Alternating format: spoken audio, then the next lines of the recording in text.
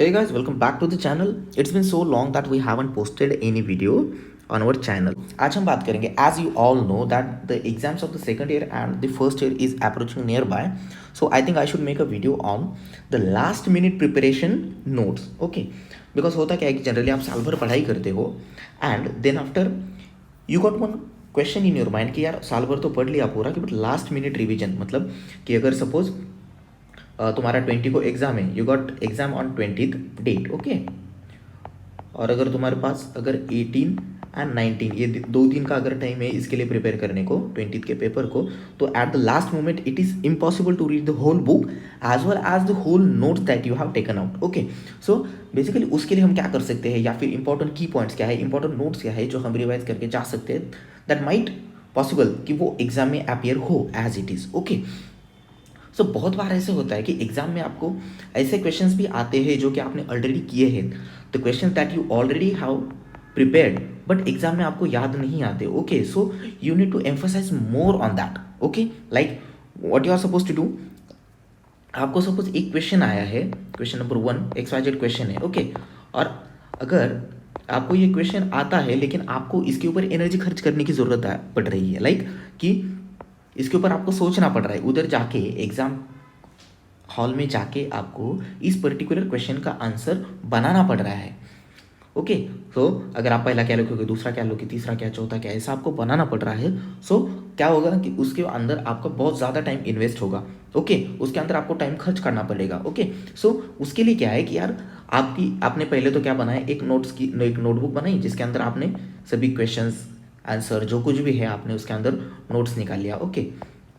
तो सपोज एक क्वेश्चन है, 1 नंबर का क्वेश्चन सपोज यहाँ पर अगर पहले ही आया है अपने को, अब हमको ये क्वेश्चन अगर पहले एग्जाम में अपेयर हुआ है, सो हमने लिखा क्वेश्चन नंबर 1 और उसका आंसर एज इट इज़ लिख दिया। अगर ऐसा होता है कि यही सेम क्वेश्चन एग्जाम में आ जाए तो आप क्या करोगे, सीधा डायरेक्टली आंसर उठा के यहाँ पर लिख दोगे। सो यहाँ पर आपका जो सोचने का टाइम है वो कम हो जाएगा या फिर सोचने की ज़रूरत नहीं पड़ जाएगी, ओके। ये तो होगा बेसिक, मतलब इन शॉर्ट कहने की बात ये है कि ऐसे क्वेश्चन प्रिपेयर करके जाना कि थोड़े बहुत ऐसे क्वेश्चंस जो कि आपको पता है कि एग्जाम में आ सकते हैं, लाइक 1 2 3 4 5 6 7 8 9 10, अगर 1 to 10 की अगर आपने एक लिस्ट बनाई क्वेश्चंस की कि हाँ ये क्वेश्चंस है, वो क्वेश्चंस की लिस्ट है जो कि most likely to ask in the exam, okay. So आप ये क्वेश्चन थोरोली प्रिपेयर करके जाएंगे कि यार अगर ये क्वेश्चन आया तो मैं ऐसा आंसर लिखूंगा, ये क्वेश्चन आया तो मैं ऐसा आंसर लिखूंगा, ये क्वेश्चन आया तो मैं ऐसा ही आंसर लिखूंगा, सो दैट आपका थिंकिंग करने का या फिर उधर जाके आंसर फ्रेम करने का जो टाइम है वो मिनिमाइज हो सके, ओके। तो ये हो गया फर्स्ट थिंग, ओके। तो इसके अंदर और एक थिंग क्या है कि आप एग्जाम के लिए प्रिपरेशन किस तरह से कर सकते हो, तो ये तो हो गया ब्रॉड कैटेगरी में। और एक कैटेगरी में हम उसके बारे में सोच सकते हैं जिसके अंदर हम बात करेंगे कि लाइक अगर हमारे पास में एग्जामिनेशन सपोज 1 महीने में है and then you got realise कि हमने कुछ भी नहीं किया, तो उसके लिए हमें प्रिपरेशन स्टार्ट करना चाहिए। That what you are suppose to do is you got a text books, okay. Number 1 is you got a text books. तो उसके अंदर पहले आप क्या करोगे, सीनियर के पास जाओगे, मार्किंग लाओगे उस चीज़ का, या फिर प्रीवियस ईयर क्वेश्चन पेपर निकालोगे, उसके अंदर से क्वेश्चन देखोगे कि कौन से क्वेश्चन है जो कि most frequently that has been asked in the exam, okay. So वो प्रिपेयर करेंगे, that means previous year question करेंगे, ओके। या फिर आप क्या करोगे, सीनियर के या फिर किसी के या फिर पॉकेट स्टडी जो कुछ भी हो वहाँ पे नोट्स गैदर करेंगे दोस्त से, ओके। नोट्स लेंगे, या फिर फोर्थ में क्या करेंगे, आप गूगल पे जाओगे, शेयर स्लाइड जो कुछ भी है, इमेज है, PDF फॉर्मेट जो कुछ भी है वहाँ से लेंगे आप, स्लाइड लेंगे, PPT लेंगे उस चीज़ का, okay. So these are the various ways in which that you can prepare for the examination, but I would like to suggest you one more way in which you can prepare for that, okay. Actually it's a last minute preparation, like let's start with that now. As I have shown you the example that on the 20th that you have the exam and 18 and 19 you have the preparation leave for that, okay. Then how are you supposed to prepare for that? Actually by this time आपका पूरा के पूरा preparation हो जाना चाहिए। Actually इस time पे आप एग्जाम के लिए वेट कर रहे होंगे कि यार एग्जाम पेपर आ जाए, अगर ये क्वेश्चन आया तो मैं ये लिखूंगा, ये क्वेश्चन आया तो मैं ये लिखूंगा, like that, okay. In that case what you are suppose to do is you have to take the question paper, suppose अभी दिस इज 2022, ओके। अगर आपने 2021 का क्वेश्चन पेपर लिया, so let's consider this is A4 size question paper, okay अगर इसको अगर consider किया हमने, so this is A4 size question paper, तो आप क्या करोगे, तो इसके ऊपर A4 साइज का शीट है ये, okay A4 size paper, it's blank paper, okay.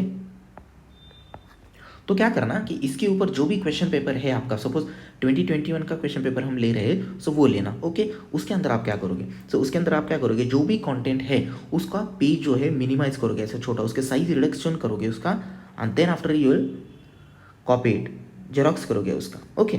Then इसके अंदर क्या होगा कि आपको जो साइड साइड में स्पेस है, लाइक दिस स्पेस है पूरा के पूरा, ये पूरा स्पेस आप उसके यूटिलाइज कर सकते हो, इतना स्पेस बचा रहना चाहिए, ये वाला जो स्पेस है ना, ये स्पेस आपके लिए ब्लैंक होना चाहिए, ऐसा आप उसको प्रिंट करोगे, ओके।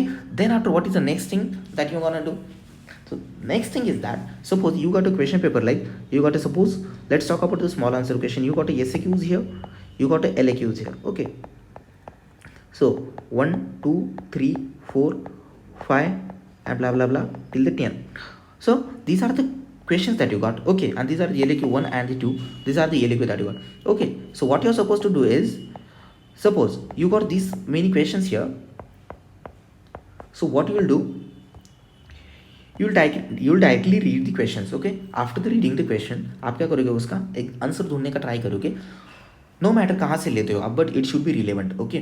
आप चाहे तो सीनियर से कंसल्ट कर सकते हो, या फिर टेक्स्ट बुक से कर सकते हो, नोट से कर सकते हो, या फिर रेफरेंस बुक से कर सकते हो, या फिर टीचर को पूछ सकते हो, जो कुछ भी आपको, जो कुछ भी पॉसिबल वे है वैसे आप क्या करोगे, उसका आंसर लोगे, okay.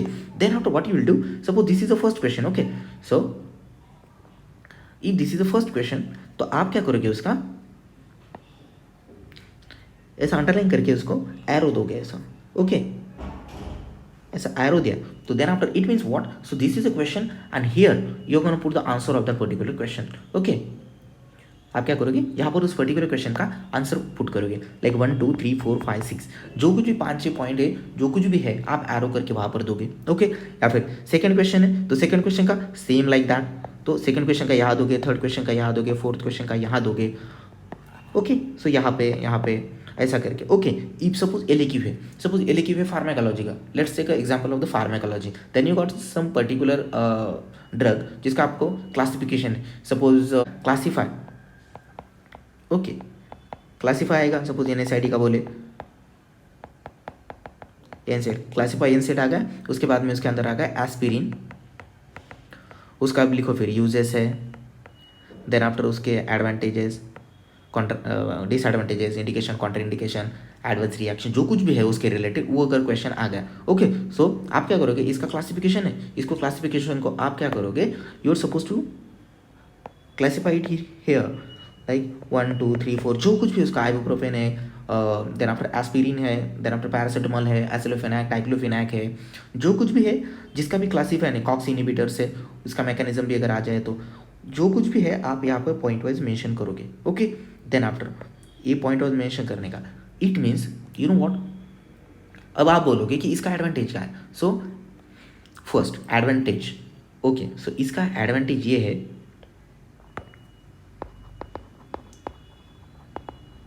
It's advantage is, first की अगर बात करें तो आपका प्रीवियस ईयर क्वेश्चन रेडी हो रहे हैं, मतलब वो पार्ट सिलेबस में का जो कि मोस्ट फ्रीक्वेंटली एग्जाम में आता है, मतलब आपका एक बल्क पोर्शन सिलेबस का आपके हाथ में है, ओके।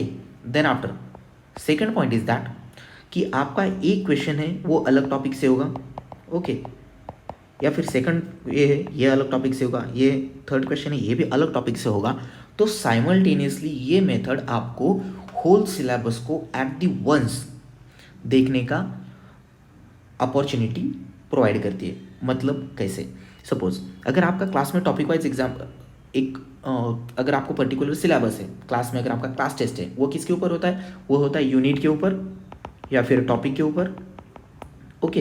या फिर आपने भी प्रिपेयर किया तो कैसे क्या होगा, चैप्टर के ऊपर या फिर कंसेप्ट के ऊपर, ओके। सो इसमें क्या होता है, जब आप whole question paper wise prepare करते हो, इन दैट सेंस क्या होता है कि आपका जो देखने का नज़रिया है या फिर आप द पॉइंट ऑफ व्यू क्या हो जाता है कि यार you are looking the whole syllabus.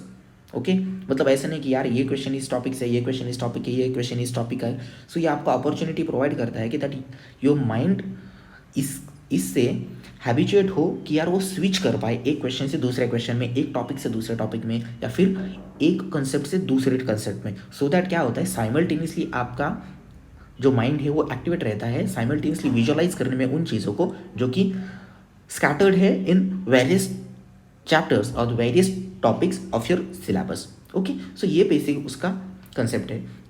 Next is कि अगर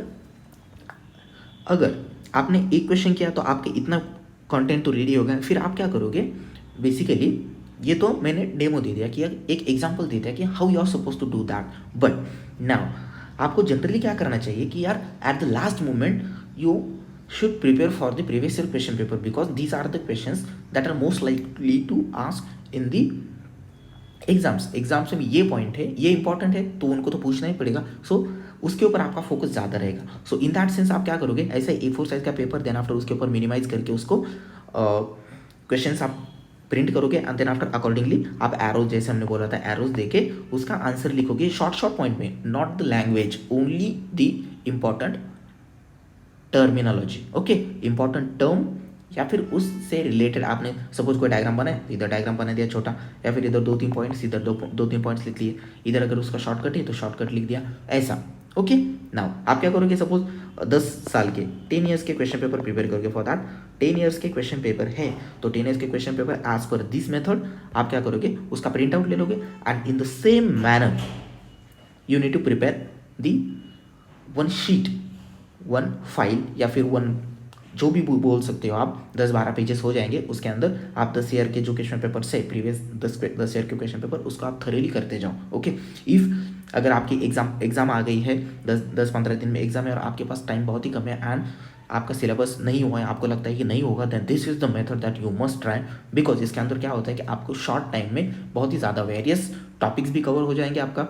एंड पर्सनली मैं मानता हूँ कि जब सब्जेक्ट पे एग्जाम हो तो rather than being precising at one concept, मतलब आप एक कॉन्सेप्ट में महारत हासिल करो, उससे अच्छा बेटर आप क्या करो कि यार थोड़ा थोड़ा सबकी तरफ देखते जाओ। बिकॉज होगा क्या, एटलीस्ट अगर सब्जेक्टिव क्वेश्चन है तो सब्जेक्टिव में आई मीन थ्योरी पेपर आपको लिखना है तो एटलीस्ट आप उसके ऊपर 2-4 पॉइंट तो भी लिख पाओगे। ओके, अगर ऐसा नहीं हुआ सो आप क्या करोगे, एक एग्जाम एक कॉन्सेप्ट करके जाओगे 100%, और अगर हो सकता है कि उसके ऊपर क्वेश्चन आए, अगर आता है तो वेल एंड गुड, बट अगर नहीं आता है सो देन व्हाट हैपन कि आपका वो करना तो वेस्ट गया, वेस्ट ही कह सकते हैं उसको। ओके, क्योंकि आप एग्जाम में नहीं लिख पाए तो उसका अंदर स्कोर नहीं होगा। सो आपको बाकी तो आता ही नहीं, सो उसके ऊपर अगर आपने प्रिपेयर किया, उसके ऊपर क्वेश्चन आया तो वेल एंड गुड, बट अगर नहीं आया सो आपको क्या होगा, वो वेस्ट हो जाएगा और आपको फेल का सामना भी करना पड़ सकता है। सो वो सब बातें बाजू में रख के आप क्या करोगे, at last moment you need to take a xerox of the 10 year question paper. उसके बाद में एज पर द फॉर्मेट आप क्या करोगे, एज पर द फॉर्मेट उसको प्रिपेयर करोगे एंड देन आफ्टर जो हमने बोला था कि 20 को एग्जाम है तो 18 and 19 what you are suppose to do is, so this is the paper, this is the preparation that you did, you are suppose to revise it again and again minimum 3 to 4 times. Okay, तो आपको याद हो जाएगी, अच्छा ये question है तो इसके कॉर्नर में ये लिखा था, यहाँ पर ये है, यहाँ पर ये है। ओके, अब सपोज यहाँ पर आपने 1 पॉइंट लिखा, 2 पॉइंट लिखा, 3 पॉइंट लिखा, सो एक्चुअली ये होना चाहिए, इतनी बार आपको रिवाइज करना है कि आप अगर आग भी बंद करोगे सो दैट आपको ये पता होना चाहिए कि यार ये पेपर के ऊपर ये क्वेश्चन इतने नंबर का है एंड देन उसके ये पॉइंट में राइट अपर राइट साइड में मैंने इसके ये पॉइंट्स लिखे हैं तो उसको मुझे इलेबरेट करने का है। बेसिकली स्टडी मेथड होती ये है कि यार this is the book, okay, आपका इतना सिलेबस है, okay, so it is impossible to prepare this much. So आपको जनरली क्या करना होता है कि you need to condense that syllabus in the short form. Okay, तो आप क्या करोगे, उसको इतने शॉर्ट फॉर्म में उसको प्रिपेयर करोगे। ओके, अगर इतने शॉर्ट फॉर्म में अगर आपने उसको प्रिपेयर कर लिया एग्जाम के रिलेटेड, सपोज इतना आपका सिलेबस है, सो आपने क्या किया, उसको इतने छोटे पार्ट में आपने इसको कंडेंस कर दिया और this is the exam. Okay, this is the exam, तो आप क्या करोगे, उसको एग्जाम के लिए अगेन इस पार्ट को आप इतना इलेबरेट करोगे। इससे क्या होगा कि आपका जो याद रखने का जो कंटेंट है वो छोटा पड़ जाएगा। ओके, मतलब आपका इतना सिलेबस है, आपने इसको इतने इसमें कंडेंस कर दिया। ओके, कंडेंस कर दिया एंड आफ्टर कंडेंस करने के बाद आपने फिर उसको एक्सपांड कर दिया,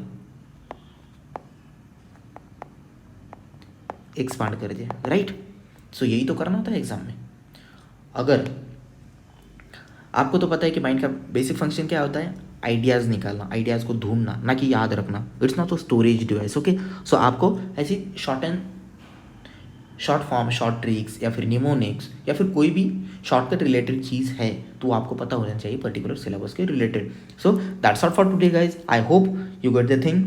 अगर आपने अभी तक पढ़ाई के लिए स्टार्ट नहीं किया तो go for it, it's essential. Exam पास आ रही है and you need to prepare thoroughly for that. Okay, so आज के लिए इतना ही, फिर मिलते हैं किसी और वीडियो में किसी और टॉपिक के साथ। टिल दैट, अगर आपने चैनल को सब्सक्राइब नहीं किया है तो please do that. If you haven't pressed bell icon, वो भी बेल आइकॉन भी प्रेस कर देना, सो दैट आपको मेरे वीडियोस का नोटिफिकेशन मिलता रहे। अगर आपको वीडियो पसंद आ गया तो please hit the like button. अगर आपको लगता है कि मैं कौन से टॉपिक के ऊपर वीडियो बनाऊँ या फिर कौन सा पार्ट है आपको समझ में नहीं आया तो आप बेझिझक इसके ऊपर कमेंट कर सकते हैं। Okay, thank you so much for watching the video. Till that, keep studying.